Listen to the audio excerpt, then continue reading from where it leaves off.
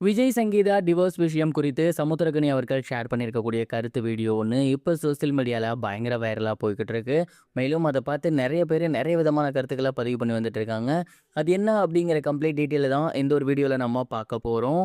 சமீபத்தில் விஜய் மற்றும் சங்கீதா இவங்க 2 பேருமே டிவோர்ஸ் பண்ண போகிறதாக அனௌன்ஸ்மெண்ட் பண்ணியிருந்தாங்க. இந்த ஒரு விஷயம் சோசியல் மீடியாவில் ரொம்பவே வைரலாக போய்கிட்டு இருக்கு. அண்ட் இந்த ஒரு நிலையில் சமீபத்தில் விஜய் அவர்கள் திரிஷாவை கூட்டிகிட்டு ஒரு ஃபங்க்ஷனுக்கு போயிருந்தாரு. அண்ட் இது தொடர்பாக சமுத்திரகனி அவர்கள் ரீசெண்டாக ஒரு ஃபங்க்ஷனில் பேசியிருந்தது ரொம்பவே வைரலாக போகுது. குறிப்பாக அவர் என்ன சொல்லியிருந்தாரு அப்படின்னா, யாரை பழி வாங்குறதுக்காக அவர் இப்படி பண்ணிக்கிட்டு இருக்காரு. அண்ட் என்னதான் இருந்தாலும் 4 செவத்துக்குள்ளே அதை வச்சுக்கிறது இல்லையா? அப்படி ஒரு போஸ்ட் எதுக்கு அந்த இடத்துல கொடுக்கணும், எதுக்கு வெளியே கூட்டிகிட்டு போகணும்? அந்த கட்சி ரொம்ப நல்லபடியாக வந்துட்டு இருந்துச்சு. ஆனால் இன்னைக்கு கட்சிக்காரனே சொல்கிறான் எங்களால் முட்டு கொடுக்க முடியலை அப்படின்னு.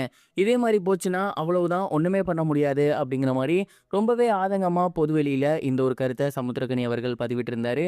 அதாவது கட்சி ரொம்பவே நல்லபடியாக வளர்ந்து வந்துட்டு இருந்துச்சு. மக்கள் மத்தியில் மிகப்பெரிய ஒரு வரவேற்பை பெற்று இருந்துச்சு. அண்ட் இந்த மாதிரியான நிலையில் டிவோர்ஸ் குறித்து வெளியான நியூஸே மிகப்பெரிய ஒரு பேரடியாக இருந்திருக்கும்.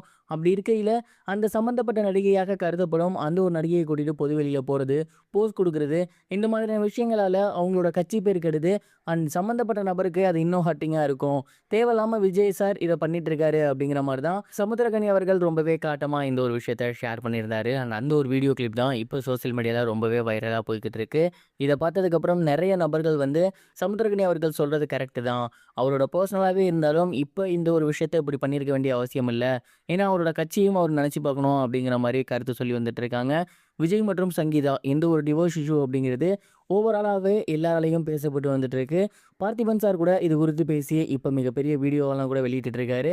அண்ட் இந்த ஒரு விஷயத்துக்கு எண்டு கார்டு எப்படி இருக்க போகுது அப்படிங்கிறத நாம பொறுத்திருந்து தான் பார்க்கணும்.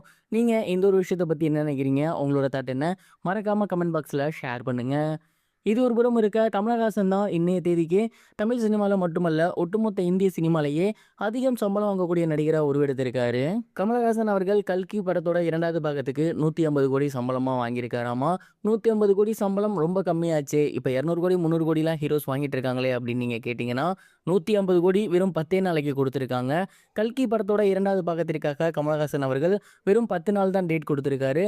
அண்ட் அந்த ஒரு 10 நாள் டேட்டுக்காக மட்டுமே கிட்டத்தட்ட 150 கோடி அவருக்கு சம்பளமாக பேசப்பட்டிருக்கு. அண்ட் இன்னைய தேதிக்கு எந்த ஒரு நடிகருக்கும் குறைந்த டேட்ஸுக்கு இவ்வளோ பெரிய அமௌண்ட் கொடுத்தது கிடையாது. அப்படி பார்க்கும்போது ஒரு நாளைக்கு கிட்டத்தட்ட $2 மில்லியன் அவருக்கு சம்பளமாக கொடுக்கப்பட்டிருக்கு. ஸோ ஒரு நாளைக்கு இவ்வளவு சம்பாதிக்கக்கூடிய ஒரு நடிகராக கமலஹாசன் அவர்கள் உருவெடுத்திருக்காரு. அதனால தான் இன்னைய தேதிக்கு இந்தியாவில் அதிகம் சம்பளம் வாங்கியிருக்கக்கூடிய நடிகராக கமலஹாசன் அவர்கள் உருவெடுத்திருக்காரு.